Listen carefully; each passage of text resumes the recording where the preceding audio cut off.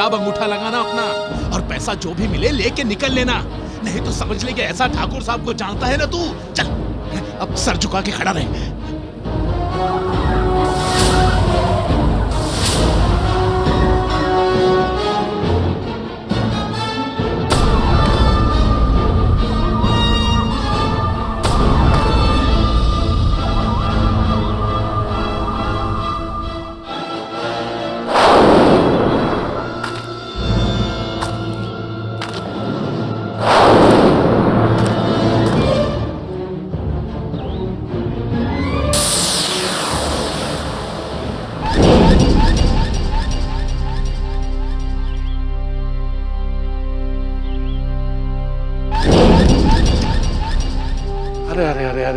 अरे इतनी तपती धूप में हमारे किसान भाइयों को क्यों खड़ा किया गया है? मुंशी जी सरकार। तुम हमारे किसान भाइयों पर इतना जुल्म क्यों कर रहे हो? हैं? सरकार वो इसलिए कि इनमें से कोई भी जमीन के कागजों पर अंगूठा लगाने से आनाकानी ना करे। तो क्या तुम हमारे किसान भाइयों की जान ले लोगे? हैं? अरे ये हमारे किसान भाई हैं, किसान भाई। हमारे कहने पर जमीन पर अंगूठा तो क्या, ये अपना सर भी कटा देंगे, है ना? जाओ भाई, जमीन के कागजों पर अंगूठा लगाओ और अपने अपने रुपए ले लो। आप लोग भी जाइए। लो भाई आ जाओ फटाफट। ले भाई लगा यहां पर।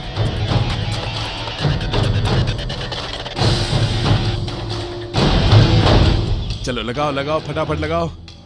ये लो तुम्हारे पैसे। आप लोग भी जाइए, अपने अपने जमीन के कागज पर अंगूठा लगाइए और अपने अपने पैसे लीजिए। जाइए। मैं अंगूठा नहीं लगाऊंगा। पागल हो गया?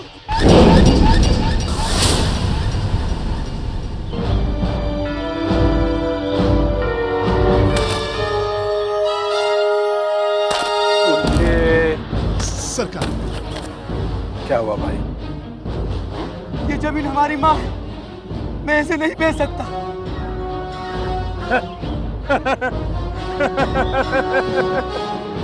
वाह वाह, कमाल है। तुम्हें देखकर लगता है कि तुम इस धरती माँ के सच्चे सपूत हो। वाह, देखो क्या शरीर है, हैं? धरती माँ क्षमा करना।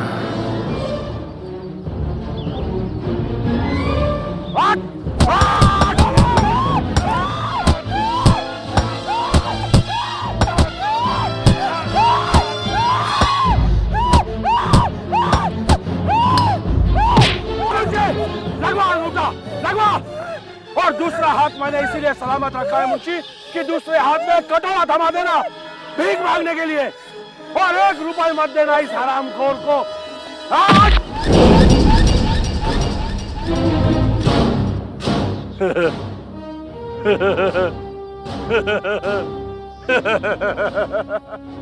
लीजिए साहू साहब, अब ये सारी की सारी जमीन आपकी हुई।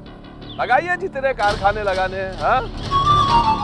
लेकिन साहू साहब, इस बार के चुनाव में हमें आपसे दिल खोल कर चंदा चाहिए। चिंता मत कीजिए ठाकुर साहब, आप तो सिर्फ चुनाव लड़िए। हमें आपसे यही उम्मीद थी। ये मंदिर किसका है ठाकुर साहब? यह शनिदेव का मंदिर है। इन गांव वालों की इस मंदिर पर बहुत आस्था है।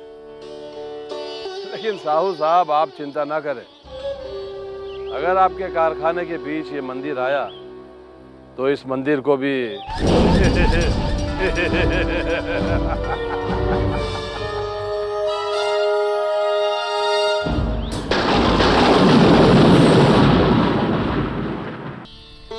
देव की बेटी, देखना, तेरी शनिदेव की आराधना तुझे जरूर फल देगी। जी पंडित जी, ये शनिदेव की ही तो अपार कृपा है कि आप जैसे पिता स्वरूप इंसान ने मुझे भागन को शनि मंदिर में शरण दी। नहीं तो मैं अपने बेटे के साथ न जाने कहां कहां भटकती फिरती। पंडित जी, पंडित जी, शनिदेव के दरबार में घोर अन्याय हो गया पंडित जी। ठाकुर साहब ने हमारी जमीन छीनकर उस कारखाने वाले को दे दिए।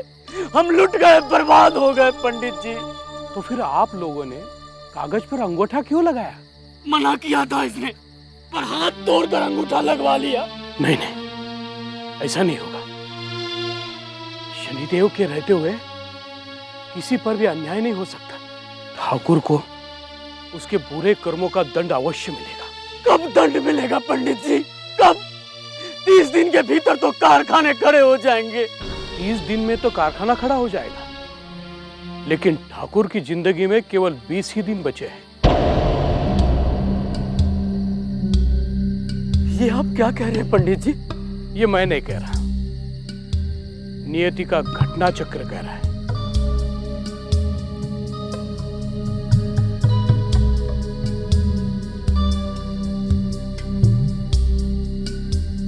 ये देखिए, आज से ठीक 20 दिन के बाद ठाकुर की कुंडली में काल सर्प दोष बनेगा।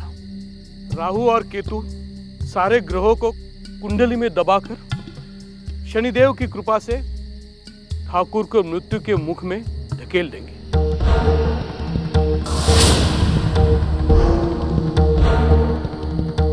20 दिन में ठाकुर साहब की मृत्यु?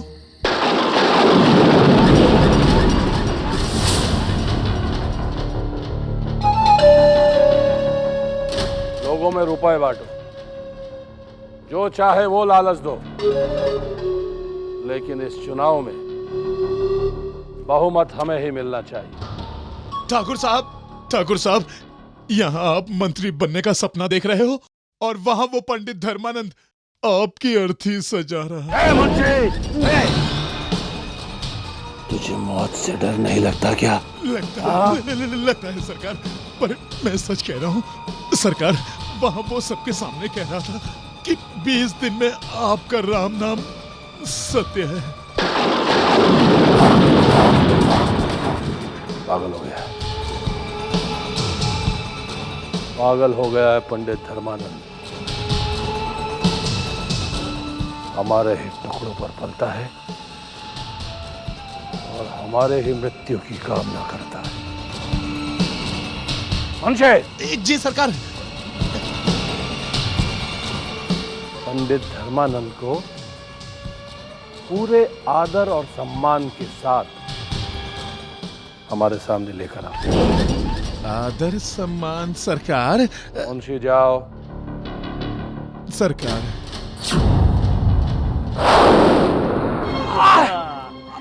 चलिए पंडित धर्मानंद जी, आपकी भविष्यवाणी ठाकुर साहब तक पहुंच गई। क्या कहा था आपने? 20 दिन बाद उनका नाम नेवा नहीं रहेगा। अरे पहलवान, उठाओ उठाओ पंडित जी को। चलो चलो चलो।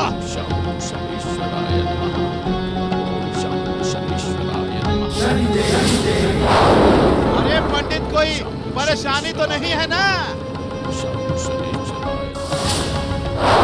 तो भाई क्या करे, इतनी ही सेवा कर सकते हैं। अरे दूर हटो हटो हटो। पंडित धर्मानंद, जो आज तुम्हारे साथ हो रहा है वो हर युग में धर्मपरायण व्यक्ति के साथ होता रहा है, परंतु ये कोई दंड नहीं है। ये तो ठाकुर गजेंद्र सिंह को उसकी नियति तक पहुंचाने का कारक है। चलो लेकर आओ, अभी पता चल जाएगा इसको। लेकर आओ। लो ठाकुर साहब, आ गए। अरे अरे अरे अरे अरे, कहा करते हो? ब्राह्मण देवता है, बालागी ब्राह्मण देव। मुंशी सरकार। अरे ब्राह्मण देव हमारे घर आए हैं, इनके लिए तनी पानी वानी का इंतजाम कीजिए। जी जी, हमें प्यास नहीं लगी। ये लीजिए सरकार। जब हमने कहा पानी पीजिए तो तुम्हें प्यास लगनी चाहिए। चल ये पानी।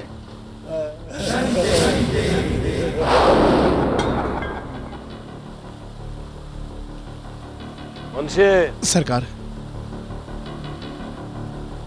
अब बता, ये पंडित क्या भविष्यवाणी कर रहा था गांव वालों के सामने? भविष्यवाणी नहीं, ग्रहों की चाल बता रहा था मैं। आपके बुरे कर्मों के कारण आपकी कुंडली में काल सर्प योग बन रहा है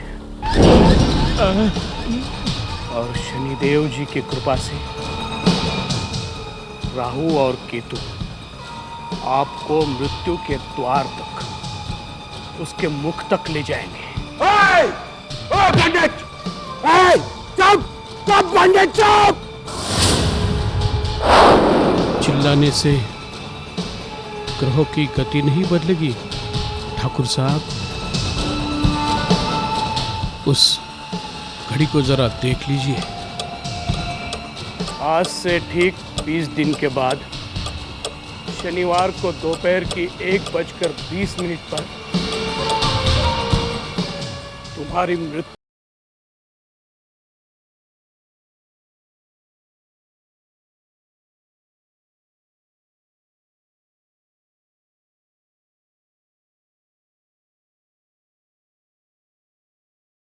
सरकार 20 दिन के बाद शनिवार को 1:20 पर। हाँ?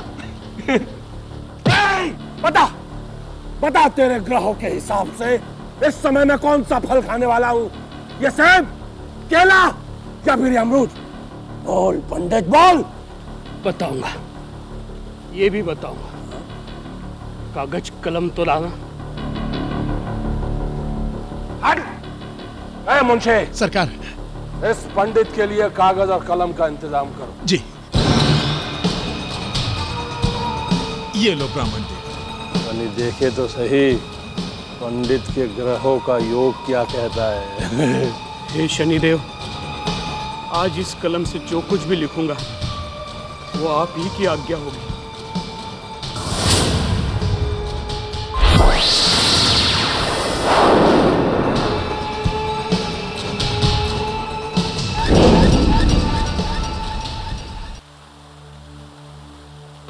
जय शनिदेव। लीजिए, इस कागज पर मैंने लिख दिया है। अभी आप कौन सा फल खाओगे? मुझे बोलना नहीं। तनिक देखे तो सही ये पंडित का ग्रह योग क्या कहता है। हाँ?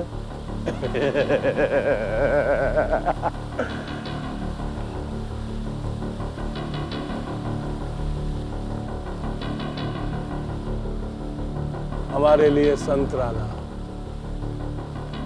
हम संतरा खाएंगे।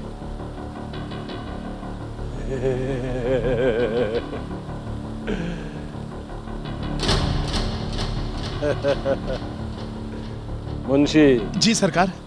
अब देखो पंडित ने इस कागज पर क्या लिखा है।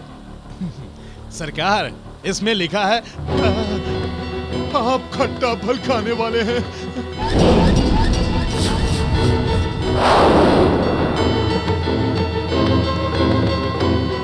नहीं मुंशी, नहीं, हम नहीं मर सकते। नियति के इस चक्र से आज तक कोई भी नहीं बच सका ठाकुर साहब। और नियति का यह चक्र तब से शुरू हुआ है। आज से 12 बरस पहले आपने एक बेगुनाह की जान ली थी, उसे जान से मार दिया था। ठीक उसी दिन से ईश्वर ने आपके मृत्यु के लिए एक अबोध बालक को चुना है। यदि तुझे ये पता है कि मेरी मृत्यु एक अबोध बालक से होने वाली है, तो तुझे ये भी पता होगा कि वो अबोध बालक कौन है। बता। बता। अपनी ताकत पर इतना घमंड है तो खुद पता कर लो।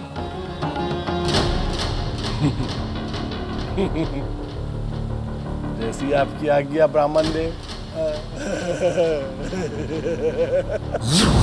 अब हम अपनी ताकत से ही पता लगाएंगे कि हमारी मृत्यु का कारण कौन बनने वाला है।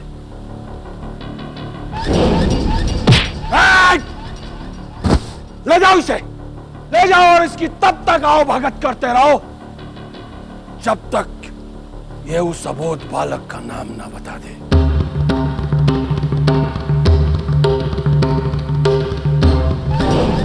पंडित, मैं तेरी भविष्यवाणी को बदल दूंगा, मैं तेरे ग्रहों के चाल को बदल दूंगा। पंडित सुनो, सुनो, मैं तेरी भविष्यवाणी को बदल दूंगा। पंडित जी क्यों अपनी जान आफत में डालते हो? अरे चुपचाप बता दो, ठाकुर साहब को कौन मारेगा? मुंशी जी, हाँ हाँ बोलो। अब आप नियति का खेल और शनिदेव का न्याय देखेंगे। अच्छा, ओम शं शनैश्चराय नमः। नियति। ओम शं शनैश्चराय नमः। अरे कमबख्तो, देख क्या रहे हो? उबलते हुए सरसों के तेल से पंडित जी के पैर धो। ऐसे महान पुण्य आत्मा हमारे बीच आया है। अरे जाओ, मुंह क्या देख रहे हो?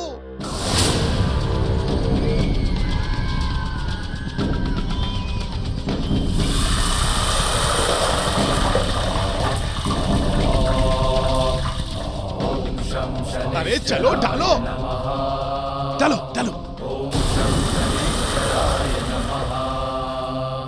नीलांजन समाभासं रविपुत्रं यमग्रजं छायामार्तण्ड संभुतं तं नमामि शनिश्चरं। नीलांजन समाभासं रविपुत्रं यमग्रजं छायामार्तण्ड संभुतं तं नमामि शनिश्चरं। जय जय शनिदेव, जय जय शनिदेव, जय जय शनिदेव, जय जय शनिदेव। ओम शं शनैश्चराय नमः। अरे तुमसे तो एक काम नहीं होता ढंग से। छिड़। ओम शं शनैश्चराय नमः। ओम शं शनैश्चराय नमः। ओम शं शनैश्चराय नमः। ओम शं शनैश्चराय नमः। ओम शं शनैश्चराय नमः।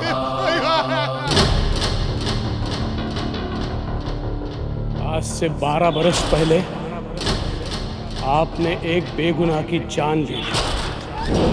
ठीक उसी दिन से ईश्वर ने आपके मृत्यु के लिए एक अबोध बालक को चुना है।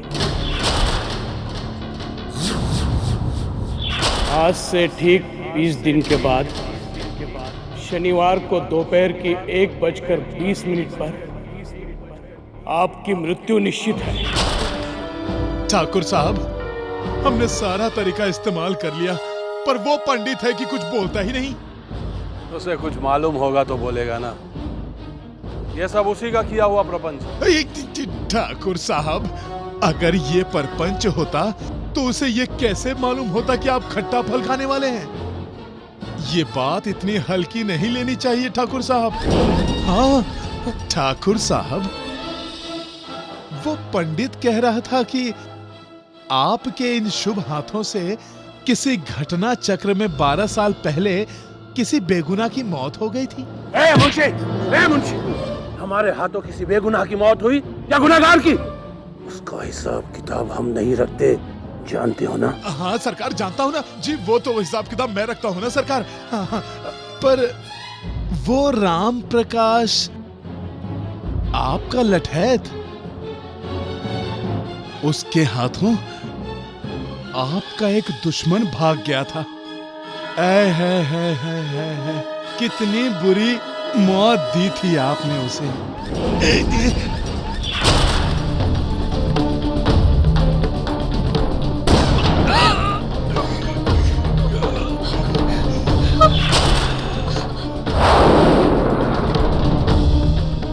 याद आया,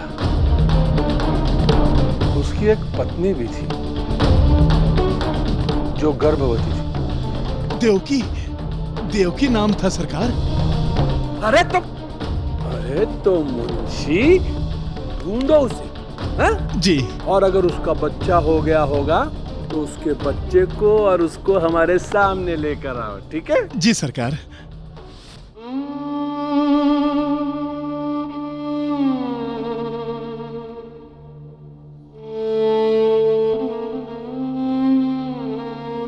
पंडित जी, देवकी, आपके लिए खाना लाई हूँ।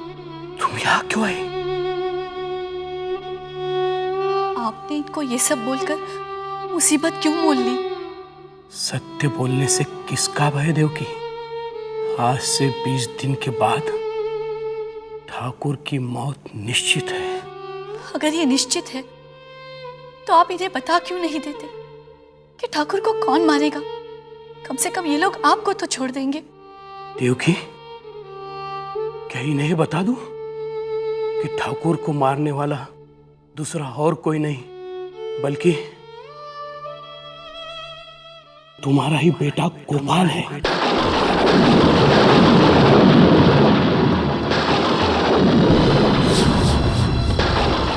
गोपाल की कुंडली में वो योग है जो ठाकुर की मौत का कारण बन सकता है।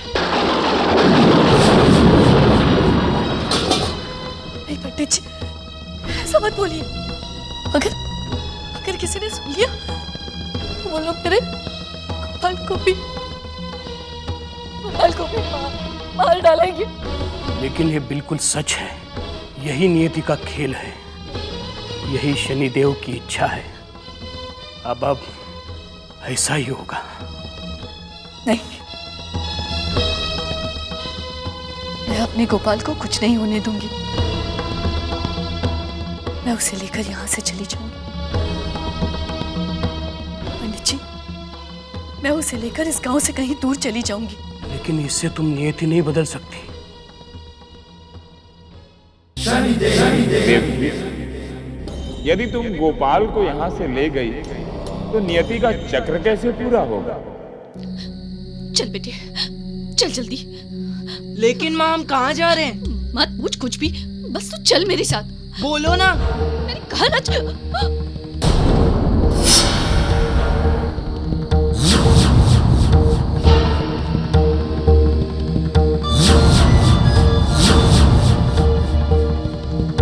अरे देवकी, गांव छोड़कर जा रही हो? नहीं तो। और ये बच्चा तुम्हारा है ना? इसे भी ले जा रही हो? ये मेरा बेटा नहीं है। अच्छा, ये मुझे मंदिर में मिला था। जा बेटा, जा मंदिर में जा। अरे मंदिर में कहाँ?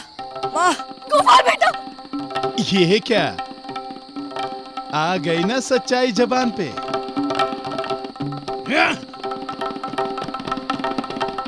अरे कमबख्तो, देख क्या रहे हो? पकड़ो इन दोनों को, ले चलो ठाकुर साहब के पास। छोड़ दीजिए मेरे बेटे को। छोड़ो बेटे को। ले चलो।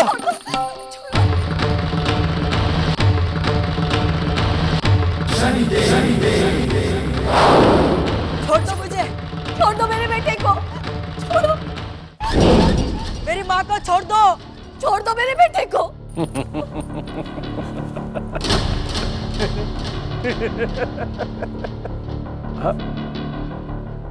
ये 12 साल का बच्चा हमें मारेगा? हाँ? मुंशी, वो क्या कहा था पंडित जी ने? सरकार 20 दिन में आप 20 दिन?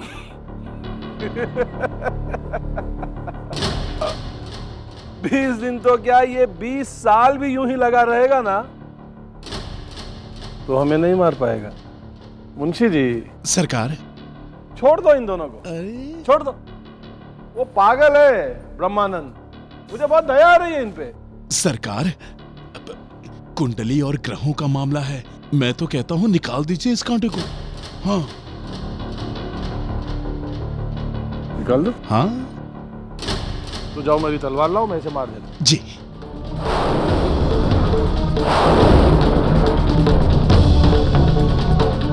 ये लीजिए सरकार। नहीं, मत मारो उसे, छोड़ दो।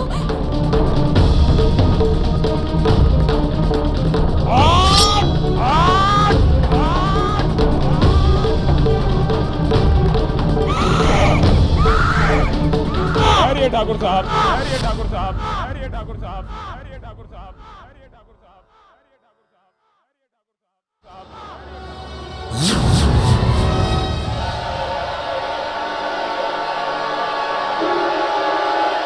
ये आप क्या कर रहे हैं?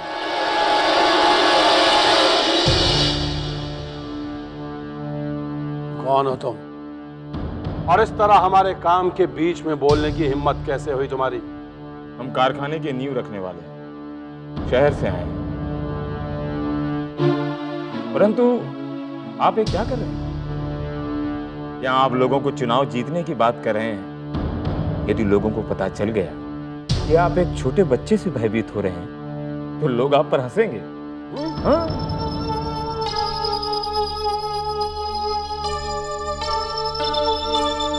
बात तो तुम ठीक कह रहे हो, लेकिन अब हम करें क्या?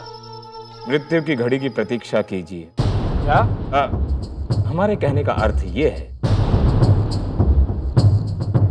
कि आप देखते जाइए।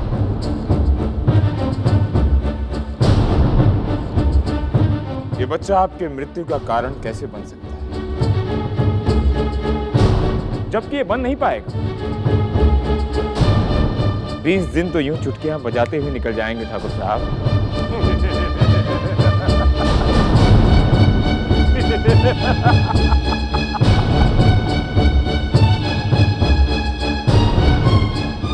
बात तो तुम ठीक कर रहे हो, लेकिन हम एक कदम आगे की सोच रहे हैं। आज हम यह भविष्यवाणी करते हैं कि आने वाले शनिवार को दोपहर 1:20 पर हम इस बच्चे को मार डालेंगे। नहीं,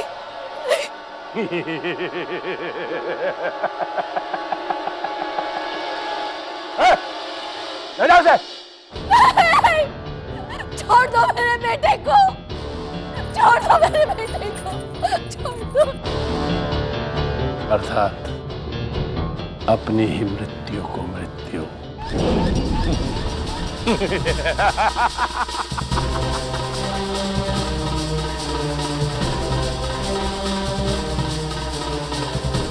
तुम अपने ही अहंकार के नशे में चूर हो गजेंद्र सिंह। तुम मौत के मुख में स्वयं जा रहे हो। हे शनिदेव, ये मेरे साथ कैसा अनर्थ हो रहा है। पहले मेरे पति को मार दिया गया, मैं बिल्कुल बेसहारा हो गई। किसी तरह हास का दामन पकड़कर अपने बेटे के साथ जी रही थी। आज ठाकुर मेरे बेटे को मारकर मुझसे मेरा वो सहारा भी छीनना चाहता है। मेरे पति की मौत का नजारा आज भी मेरे आंखों के सामने है। राम प्रकाश, क्या हमने तुम्हें ऐसे दिन के लिए पाला था जो तुम हमारे दुश्मन को यूं ही भाग जाने दो? मुझे एक मौका और दीजिए ठाकुर साहब।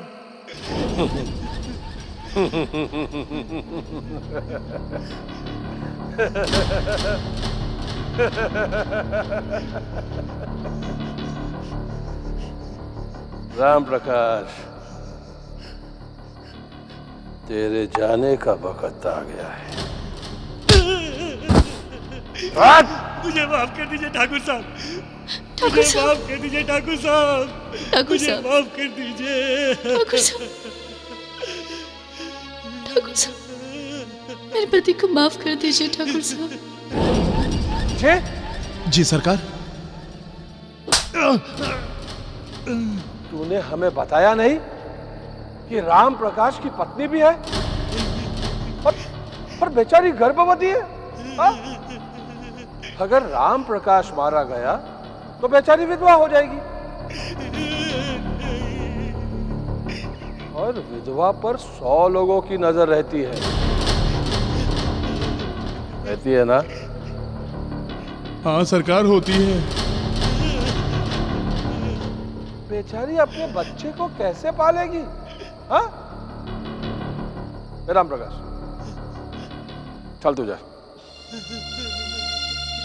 जा भाग, ले जा इसे। धन्यवाद ठाकुर साहब। धन्यवाद ठाकुर साहब।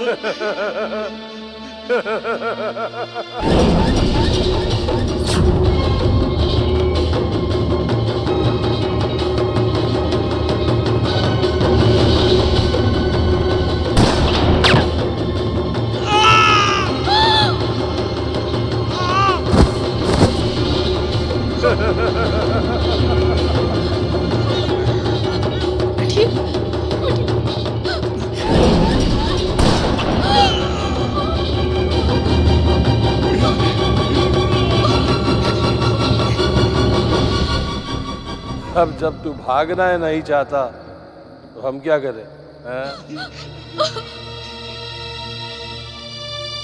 चलो मुंशी।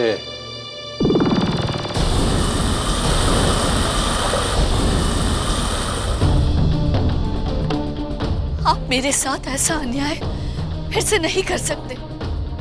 आपको मेरे गोपाल को बचाना ही होगा, नहीं तो मैं अपनी मौत के साथ लिख जाऊंगी कि आप न्याय के नहीं, आप न्याय के नहीं, अन्याय के देवता हैं। अन्याय के इतनी अधीर न बनो देवकी, तुम नहीं देख पा रही हो, पाप का अंत करने के लिए नियति ने तुम्हारे बेटे को चुना है, और तुम्हारे पति की अंतिम इच्छा भी तो यही थी। धैर्य रखो और न्याय की घड़ी की प्रतीक्षा करना। पानी,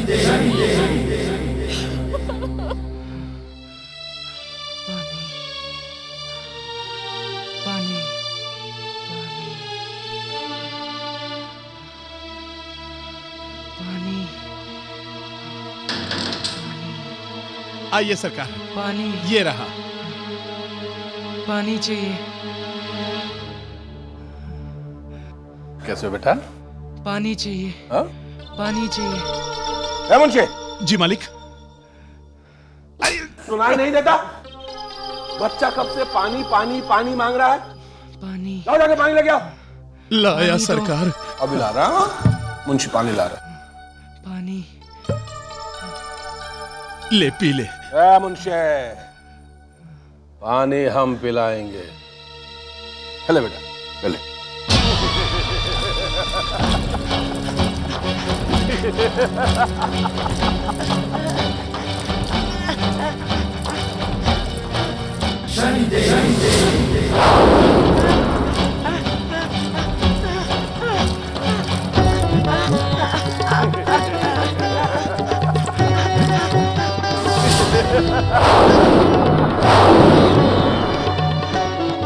ये ले पानी।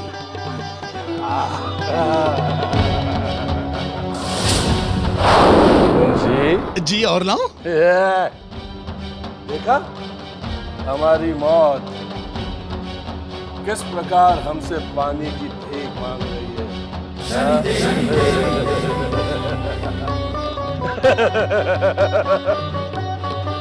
मुंशी जी मालिक। कल हमारे हवेली की घड़ी गांव के चौराहे पर लगा देना और सारे गांव वाले से कहना कि आकर देखे कि कैसे हम अपनी मौत की घड़ी पर अपनी ही मौत को मौत देते हैं। गजेंद्र, तुम स्वयं अपनी मृत्यु की तैयारी कर रहे हो। उस बालक को अपनी मृत्यु की घड़ी पर मारने का विचार तुम्हारे मन में इसीलिए आया है ताकि नियति का चक्र अपनी गति से चल सके। अब गोपाल को उसकी भूमिका निभाने का समय आ चुका है।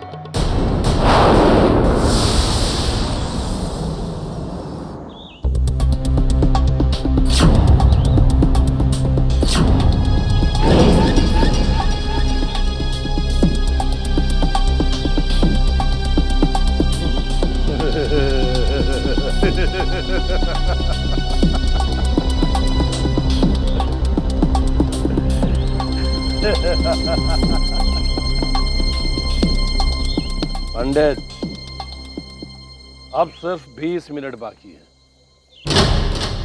कैसे पूरी होगी तुम्हारी भविष्यवाणी? हाँ? ठाकुर, भगवान को अपना खेल दिखाने के लिए तो केवल एक ही पल लगता है। शनिदेव, आज आपको मेरे गोपाल को बचाना ही होगा, बचाना ही होगा।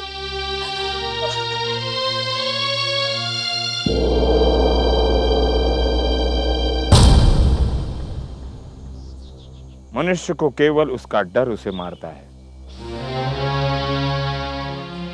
बहन, वहां तुम्हारे बेटे का जीवन दांव पर लगा हुआ है। संतान के जीवन पर संकट छा जाए तो मां ढाल बनकर उसके सामने खड़ी हो जाती है। और तुम कैसे भूल गई कि तुमने अपने पति को वचन दिया था कि तुम अपने बेटे से उसका पितृ ऋण अवश्य चुकवाओगी। तेरी कोख में अगर मेरा बेटा है, उससे मेरा पितृ ऋण का बदला जरूर चुकवाना। मेरा पितृ ऋण है। ठाकुर की मौत।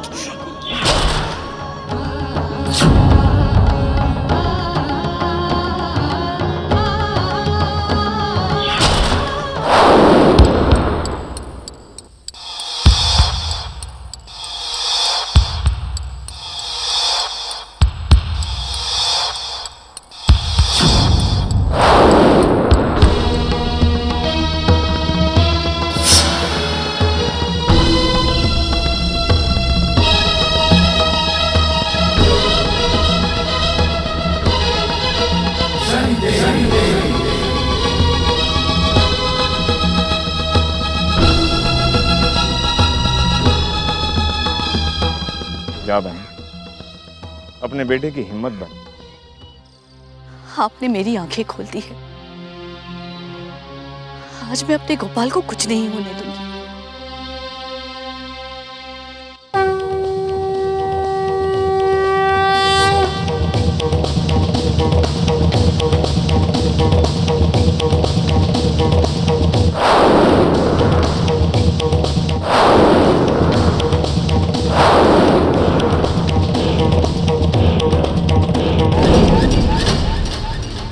मुंशी जी सरकार। घड़ी में कितने बजे? सरकार 1:18 और पंडित ने क्या कहा था?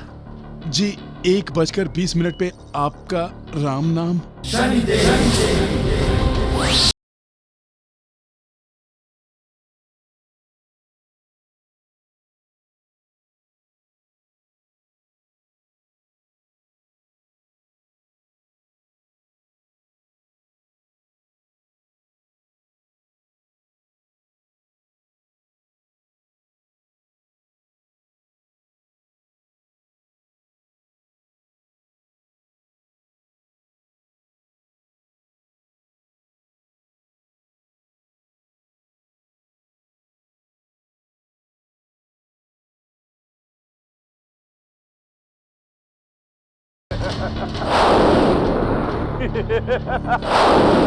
गोपाल! माँ,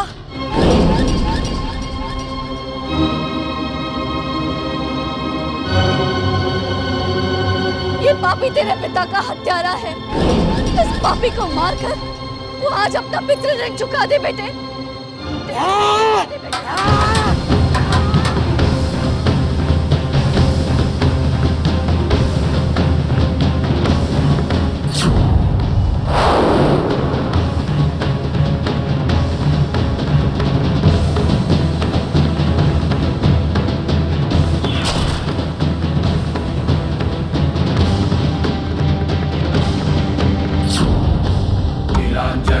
समाभासं रविपुत्रं यमग्रजं छायामार्तण्डसम्भुतं तं नमामि शनिश्चरं।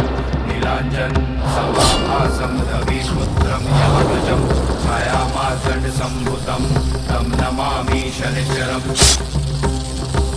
जय जय शनिदेव, जय जय शनिदेव, जय जय शनिदेव, जय जय शनिदेव। मुंशी तो राम नाम सत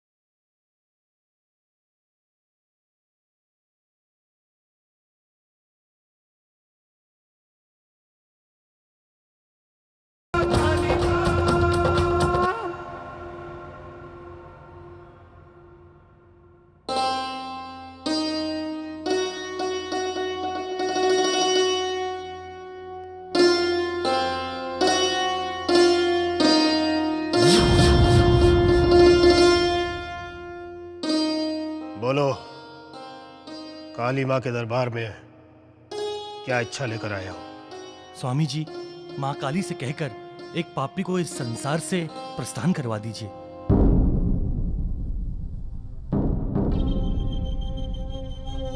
कौन है वो और क्या पाप किया है उसने? उसका नाम बलराम है। हम लोग कोई भी कार्य करते हैं उसमें विघ्न बनकर सामने खड़ा हो जाता है। हमने सोचा कि अगर इस बार अनाज मंडी का ठेका हमारे हाथ लग जाए तो माँ काली का एक बहुत बड़ा मंदिर बनवाएं। लेकिन उसने वो ठेका हमारे हाथ से छीन लिया है। बस आप शीघ्र ही उसे इस दुनिया से चलता कीजिए। काली माँ से उस पापी का सर्वनाश कराने के लिए क्या खाली हाथ आए हो तुम दोनों? नहीं नहीं स्वामी जी, अरे भाई जल्दी आओ। स्वामी जी, माँ काली के लिए हमारा दिल हमेशा खुला है। ये लीजिए चढ़ावा। जाओ, माँ काली के चरणों में अर्पित करो। जो आज्ञा स्वामी जी। अब तुम लोग निश्चिंत होकर जाओ। महाकाली के प्रकोप से जल्द ही वो बलराम इस संसार से उस संसार की ओर प्रस्थान करेगा।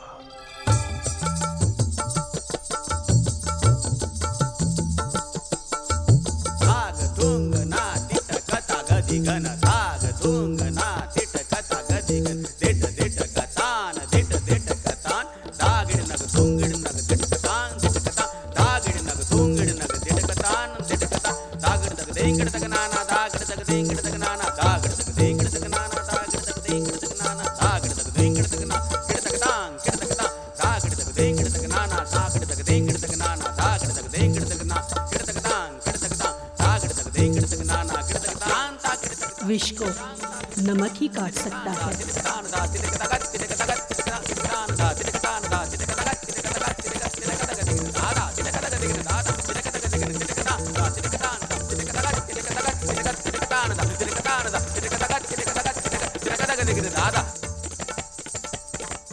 माँ, माँ ये क्या किया आपने? गुरुजी से क्यों जाने को कहा? मेरी बच्ची हमेशा नाचने में ही खोई रहोगी। कुछ खाने पीने की होश है या नहीं? मैंने तुम्हारा मनपसंद हलवा बनाया है। आओ, मैं तुम्हें अपने हाथ से खिलाऊंगी।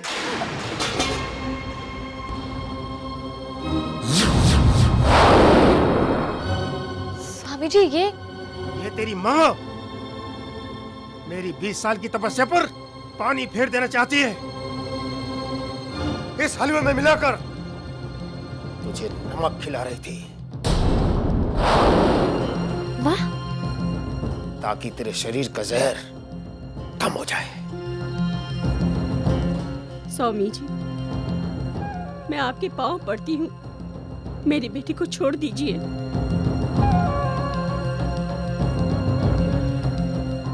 आपने उसे विष कन्या बनाकर बहुत फायदा उठाया है। आप उसका जीवन और बर्बाद मत कीजिए। मैं आपके आगे हाथ जोड़ती हूँ। तो भूल रही है बिमला, याद कर, जब तेरे पति पर चोरी का झूठा आरोप लगाकर सरपंच ने उसे मरवा दिया था और तू रोती बिलखती गांव में दर दर की ठोकरें खा रही थी, तेरी सहायता के लिए कोई भी आगे नहीं आया था। तेरी इस बेटी को इस कन्या बनाकर मैंने इन पापियों का अंत किया था। याद रख बिमला, तेरी बेटी पर मां काली की बहुत कृपा है और इसके जीवन का उद्देश्य सिर्फ एक ही है कि पापियों को मिटाकर समाज को उनसे मुक्ति दिलाना, बस। हाँ माँ, स्वामी जी ठीक कह रहे हैं। मैं बहुत भाग्यशाली हूँ जो मुझे माँ काली की सेवा करने का मौका मिला। मैं किसी पापी को जीवित नहीं छोड़ूंगी। कहिए स्वामी जी, क्या आज्ञा है माँ काली की? पास के गांव मोहनपुर में एक बलराम नाम का पापी रहता है। कल उसके बेटे के नामकरण का समारोह है। वहां तुम्हें नाचने के लिए बुलाया गया है। वहां जाकर उसके बेटे के नामकरण के दिन को उसका मरण दिन बना दो। यही महाकाली का आदेश है, यही उसकी आज्ञा है।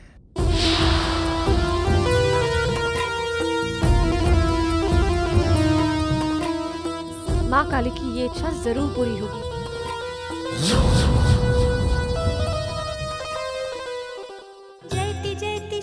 हे शनिदेव, मेरी बेटी का जीवन स्वामी तारकेश्वर ने बर्बाद कर दिया है। बचपन से ही उसे विष खिला खिलाकर विष कन्या बना दिया। मुझे याद है वो एक दिन जब उसने जुल्म ढा ढा कर मेरी बेटी को विष कन्या बना दिया।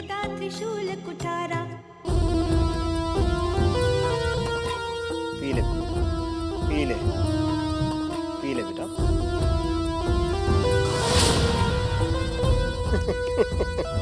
सोना मत मोहिनी, इतने जहर से तेरा कुछ नहीं होगा। तुझे तो विष कन्या बनना है, विष कन्या। ये जहर ही तेरी शक्ति होगा। हे शनिदेव, मेरी बेटी के जीवन की हर उमंग, हर खुशी मर चुकी है। अब न तो उसकी शादी हो सकती है और न ही वो किसी परिवार का हिस्सा बन सकती है। अब वो चलती फिरती मौत बन चुकी है। वो इतनी विषैली हो चुकी है कि किसी पुरुष को छू भर भी दे तो उसकी तुरंत मृत्यु हो जाएगी।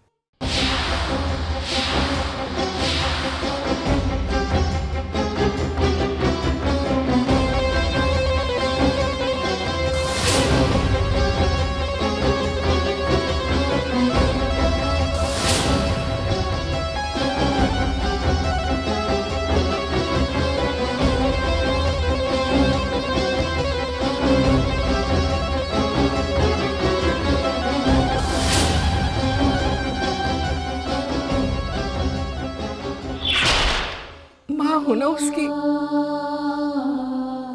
मृत्यु की कामना भी नहीं कर सकती मैं। उसकी मदद कीजिए शनिदेव, उसकी मदद कीजिए।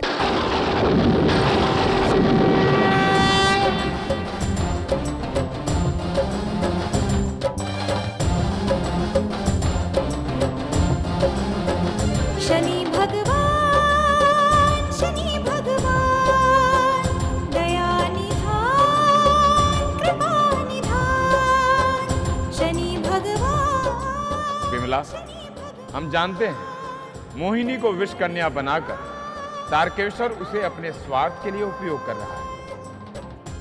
आज तक मोहिनी के हाथों जिन लोगों को मृत्यु प्राप्त हुई है सब पापी हैं, परंतु आज मोहिनी जिस मनुष्य को मारने जा रही है वो भला आदमी है। हम मोहिनी के हाथों कोई अपराध नहीं होने देंगे।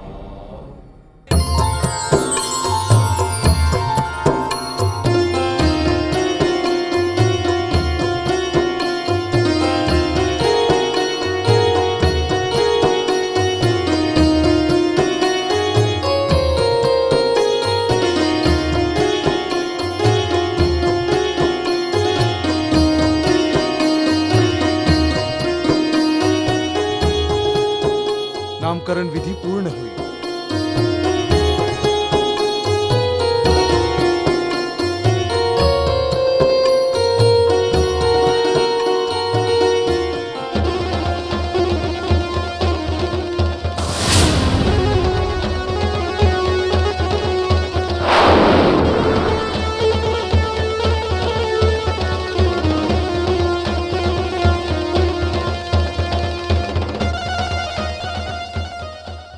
बलराम जी, बेटे का नामकरण मुबारक हो।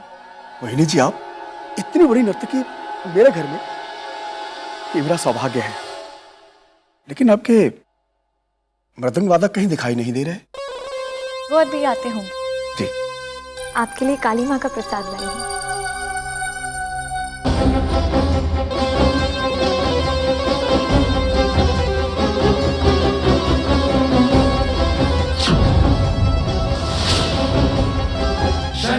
मोहिनी,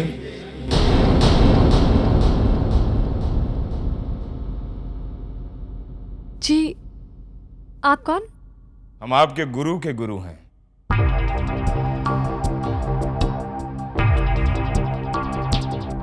गुरु जी का स्वास्थ्य ठीक न होने के कारण आज उन्होंने हमें आपके पास भेजा है। हम चाहते हैं कि आज हमारे मृदंग के ताल पर आपका नृत्य हो जाए। जी, वो मोहिनी जी, चलिए ना मोहिनी जी। जी, वो मैं गुरुजी। आइए ना। क्या सोचने लगी?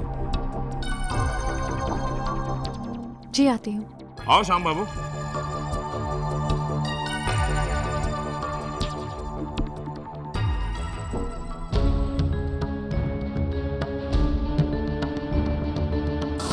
तुमने इस वक्त तो मुझे मेरा कार्य करने से रोक लिया, लेकिन मैं बलराम को मारे बगैर यहाँ से नहीं जाऊंगी।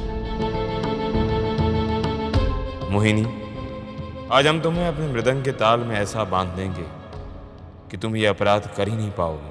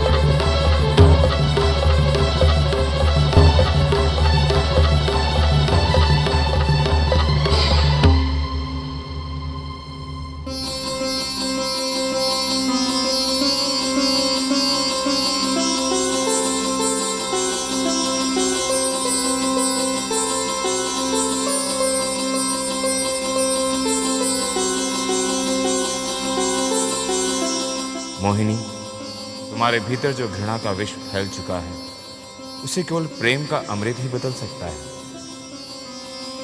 मोहिनी, आप तो कमाल का नृत्य करती हैं। आपके नृत्य ने तो मेरा मन मोह लिया है। जैसा इनका नाम है वैसा ही इनका नृत्य भी है। सचमुच इनके नृत्य ने तो हम सबका मन मोह लिया है। चलिए हम आपको आपके गांव तक छोड़ाते हैं। मोहिनी जी, आपका गांव कौन? दीनापुर। अवश्य आइएगा। चले मोहिनी जी।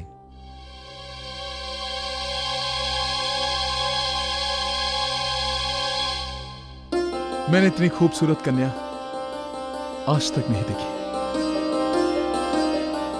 श्रीपत। अरे मामा जी। बेटा, तुम्हारी मामी तुम्हारा कब से इंतजार कर रही है। आओ। मोहिनी, आज ऐसा पहली बार हुआ है कि तुमने माँ काली के आदेश को नहीं माना। तुमने माँ काली की आज्ञा नहीं मानी। क्यों? याद रख, अगर तूने माँ काली के आदेश का पालन नहीं किया तो तेरे ही शरीर का जहर तेरी मौत का कारण बन जाएगा। क्षमा कर दीजिए स्वामी जी, बस एक मौका और दीजिए, ऐसी भूल दोबारा नहीं होगी। 3 दिन, मैं तुझे 3 दिन का समय देता हूं। अगर 3 दिन के अंदर तूने बलराम को मौत के घाट नहीं उतारा तो मां काली का प्रकोप सहने के लिए तैयार हो जाना। अब जाओ।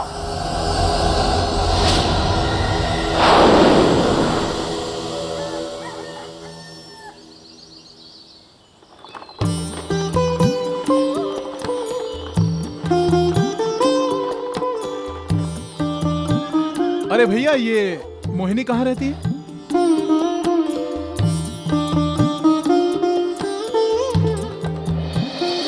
श्रीपद, जो हमने तुम्हारे मन में मोहिनी के लिए प्रेम की लौ जलाई है, वो मोहिनी के विषैले जीवन में महत्वपूर्ण भूमिका निभाएगी।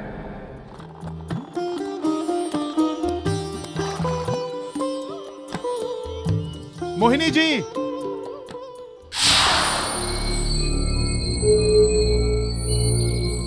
आपने मुझे पहचाना नहीं?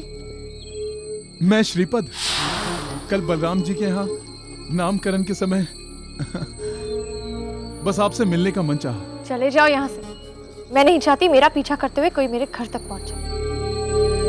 अरे, इतना गुस्सा? मैंने कभी सोचा भी नहीं था कि इतना मधुर नृत्य करने वाली इतनी विष भरी बातें भी कर सकती है। बहुत विषैली हूँ मैं, चले जाओ यहाँ से वरना मारे जाओगे।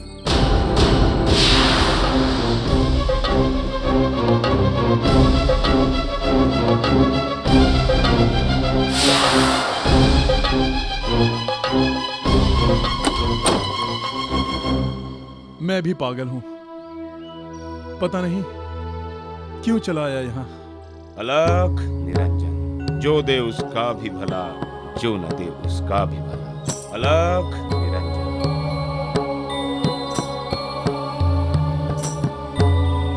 प्रेम की अगन लगाए न लगे, बुझाए न बुझे। लगता है प्रेमिका के द्वार से निराश होकर लौट रहे हो बेटे। आपको कैसे पता?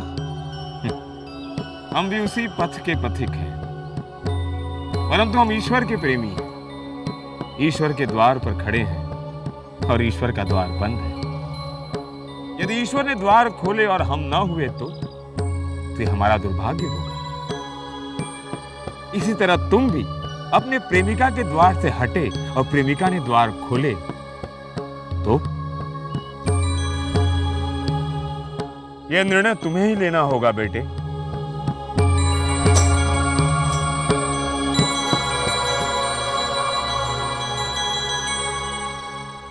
बाबा बात तो ठीक कहते हैं। भला पहली ही मुलाकात में कोई किसी के प्रेम को कैसे स्वीकार कर सकता है? अब मैं मोहिनी का प्यार पाकर ही रहूंगा। मोहिनी, आज ऐसा पहली बार हुआ है कि तुमने माँ काली के आदेश को नहीं माना। अगर तूने माँ काली के आदेश का पालन नहीं किया तो तेरे ही शरीर का जहर तेरी मौत का कारण बन जाएगा। मैं तुझे 3 दिन का समय देता हूँ। अगर 3 दिन के अंदर बलराम को मौत के घाट नहीं उतारा तो माँ काली का प्रकोप सहने के लिए तैयार हो जाना। आज तो मुझे बलराम का अंत करना ही होगा। मोहिनी, तुम जहाँ जा रही वहाँ मत जाओ, किसी के प्राण मत लो, ये अपराध है बेटी।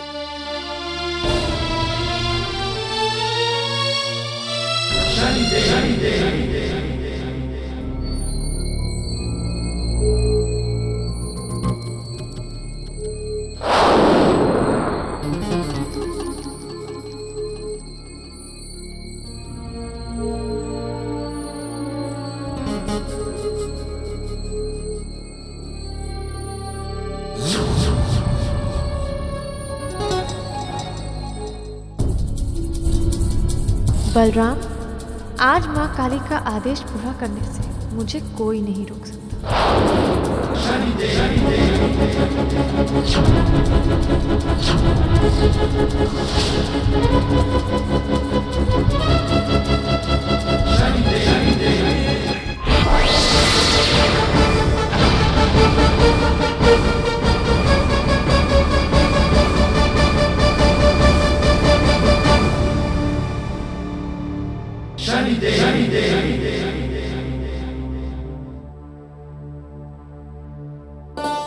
मैंने कभी सपने में भी नहीं सोचा था कि तुम मुझसे मिलने यहाँ आओगी। वो आपको बहुत बुरा भला कह दिया था तो मन बहुत कचोट रहा था, इसीलिए। लगता है बाबा ठीक ही कहते थे। दरवाजा खुलने वाला है। कौन सा दरवाजा? कुछ नहीं। अच्छा ये बताओ क्या खाओगी? मैं नमकीन नहीं खा सकती। क्यों? वो मेरा देवी माँ का व्रत है। अच्छा ये फल खा लो। मुझे ये अनानास बहुत पसंद है, लेकिन काटना नहीं आता। तुम काट दोगी?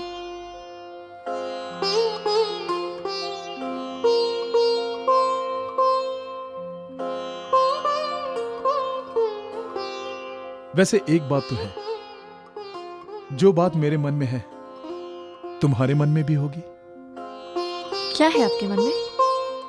जब से तुम्हें पहली नजर देखा है मुझे तुमसे प्रेम हो गया है। अरे क्या हुआ? मोहिनी जी, मोहिनी जी।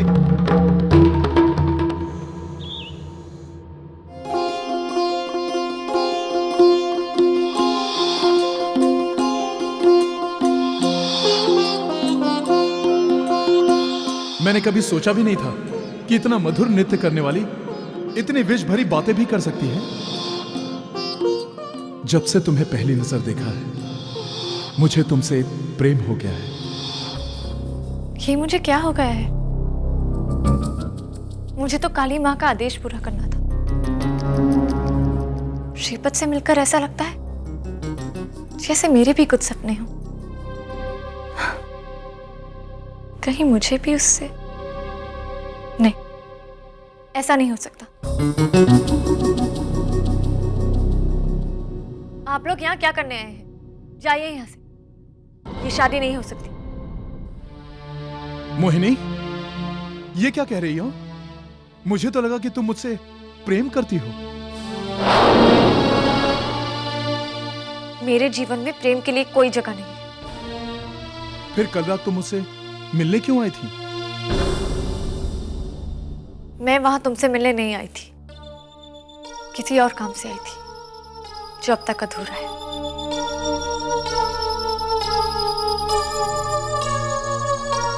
आप लोग जाइए यहाँ से। मोहिनी बेटा, ये क्या कह रही हो तुम?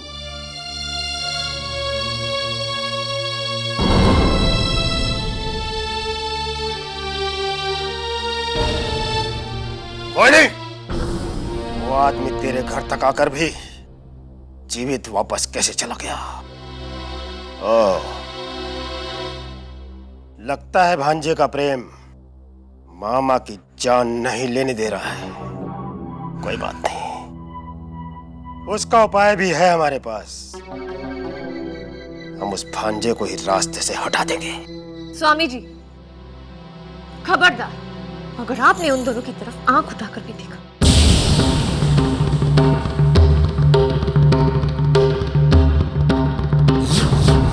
तो अच्छा नहीं होगा। अच्छा, तो बात यहां तक पहुंच गई। हमारी विषकन्या हम पर ही फुनकार रही है, हा?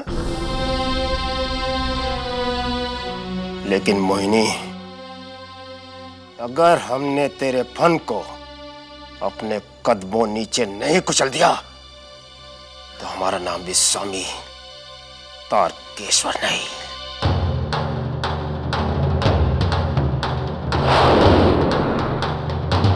तारकेश्वर।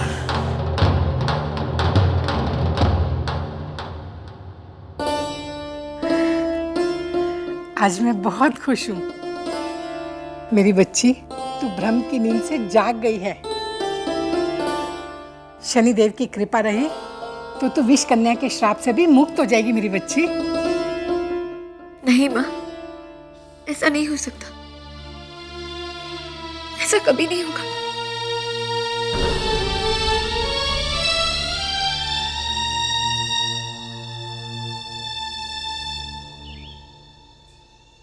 अलख निरंजन, बहुत प्रसन्न होकर शगुन लेकर गए थे ना बेटी, परंतु उदास होकर लौट रहे हो ना? मुझे लगा कि मोहिनी मुझसे प्रेम करती है, मगर मैं गलत था। तुम गलत नहीं हो बेटे।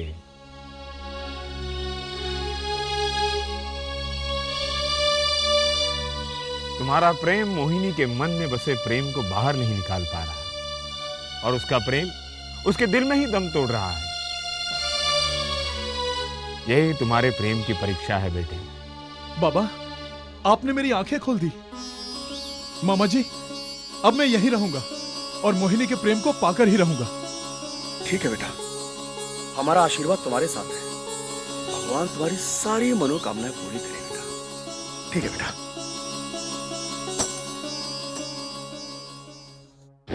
प्रेम प्रेम प्रेम, मोहिनी के मन में प्रेम का अंकुर फूटा है, जो धीरे धीरे उसके मन की नफरत को कम कर रहा है।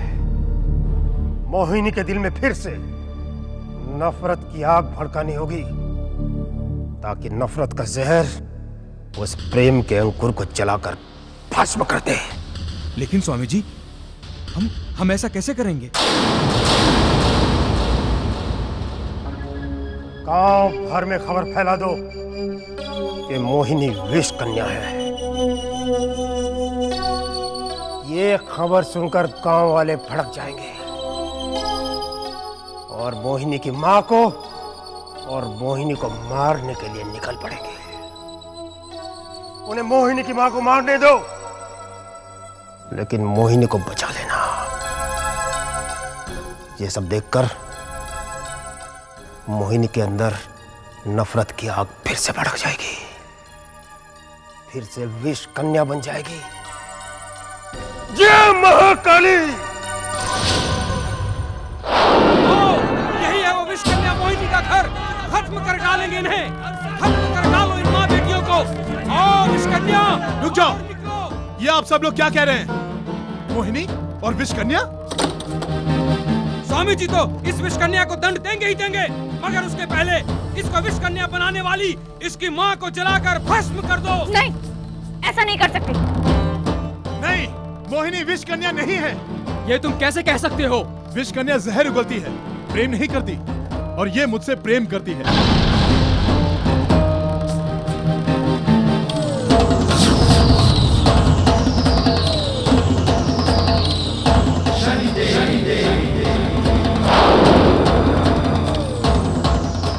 कन्या और प्रेम? अरे ये तो ऐसी जहरीली विष कन्या है, अगर इसके नाखून की जरा से भी खरोंच लग जाए तो इंसान खत्म हो सकता है।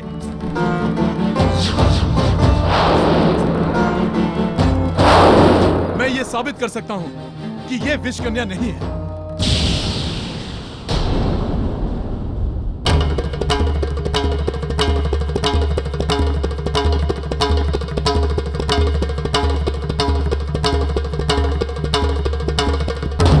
मोहिनी, मैं इन सब लोगों के सामने तुम्हारी मांग में सिंदूर भरकर तुम्हें अपनी पत्नी बनाता हूं।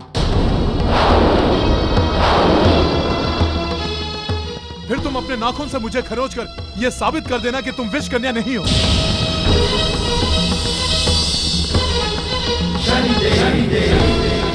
क्या आप लोगों को यह मंजूर है? मंजूर है।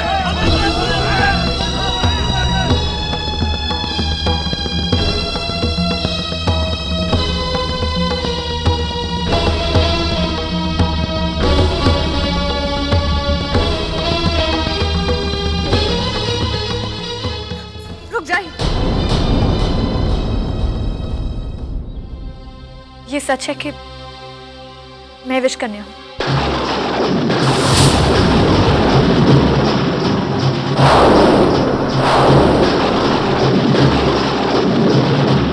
मेरे पास मत आइए।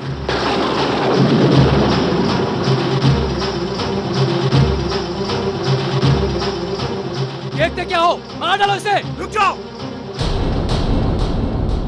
अगर ये विष कन्या है तो क्या इसने गांव के किसी आदमी को नुकसान पहुंचाया है?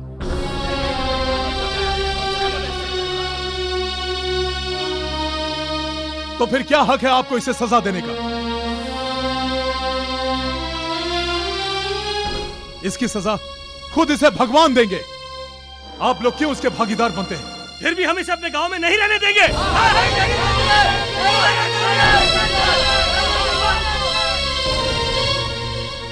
तो ठीक है, कल सुबह मैं इसे यहां से ले जाऊंगा।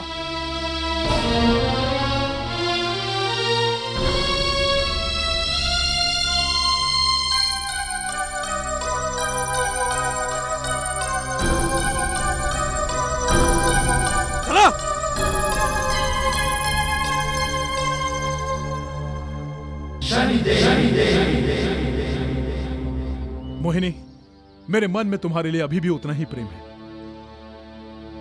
मैं आज से तुम्हें अपनी पत्नी मानता हूं।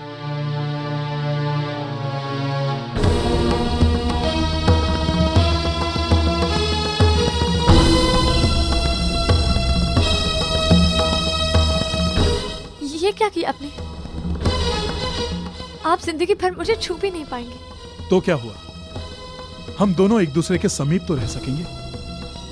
मेरे प्रेम के लिए इतना ही काफी है।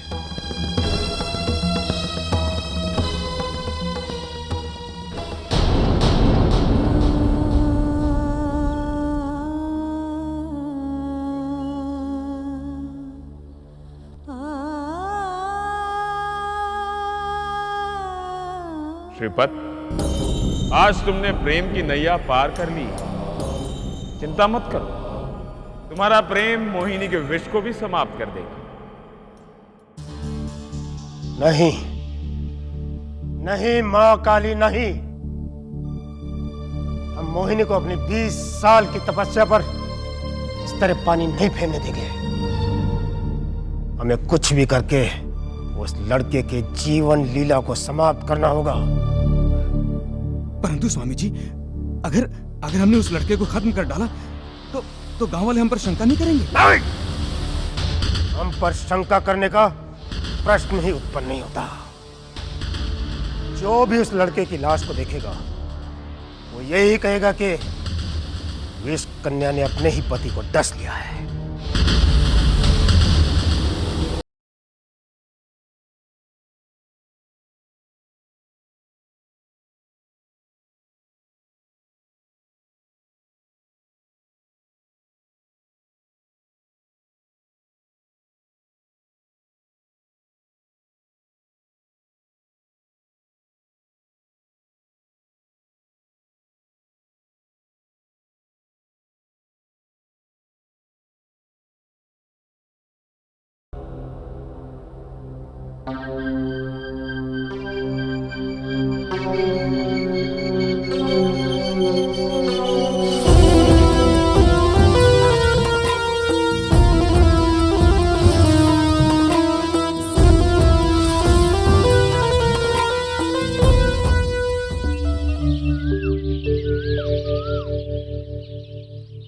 सुनिए,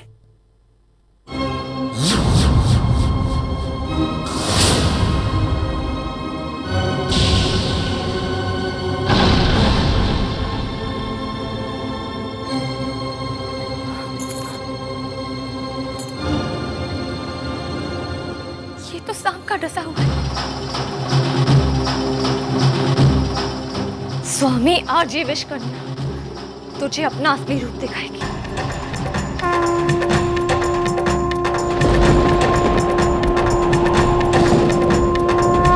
आओ मोहिनी, आओ। ये मालूम था तुम मेरे पास वापस जरूर आओगी। आखिर नागराज ने तुम्हारे पति का स्वर्ग को प्रस्थान करा ही दिया ना। और आज ये विष कन्या तुम्हारा प्रस्थान करवाएगी। स्वामी तारकेश्वर, तुम्हें उस विष का स्वाद चखाएगी जो तुम मुझे बचपन से पिलाते आए हो। मोहिनी! काली माँ, काली माँ।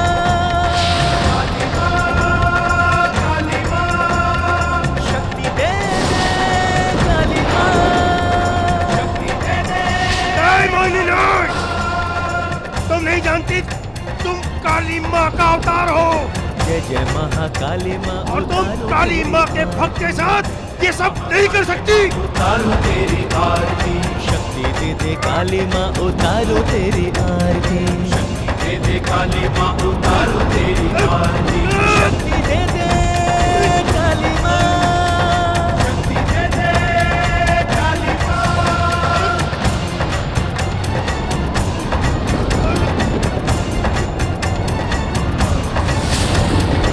आदि शक्ति काली माँ तो सिद्धि देने वाली है।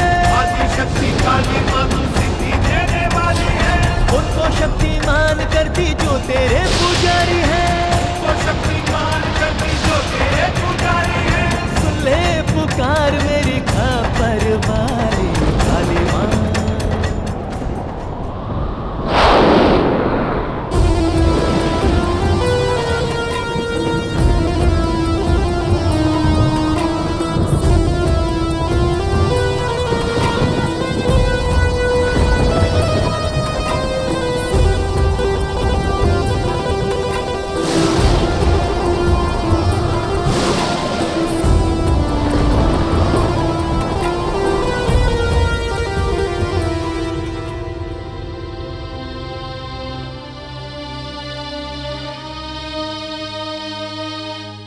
आपने मेरे लिए अपनी जान दे दी।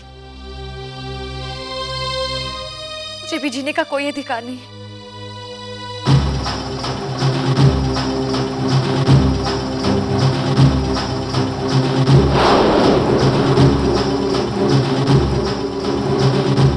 यदि आज तुम दोनों का अंत हो गया तो इस संसार में कोई भी प्रेम पर विश्वास नहीं करेगा।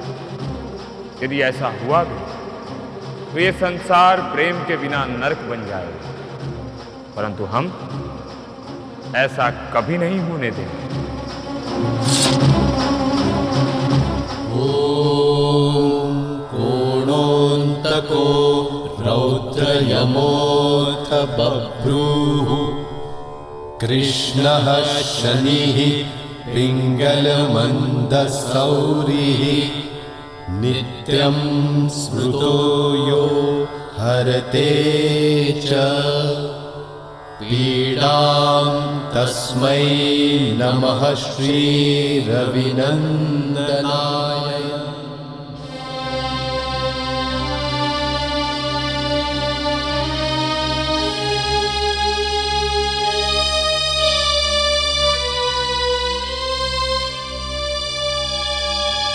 नीलाञ्जन समाभासं रविपुत्रं यमग्रजं छायामार्तण्डसम्भुतं तं नमामि शनिश्चरम्।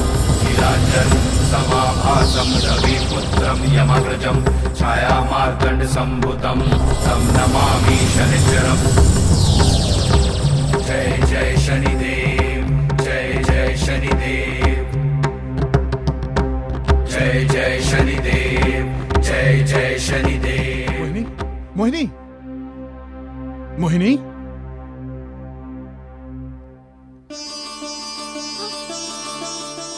आप ठीक हो गए? आप ठीक हो? आपको ये चमत्कार हो गया?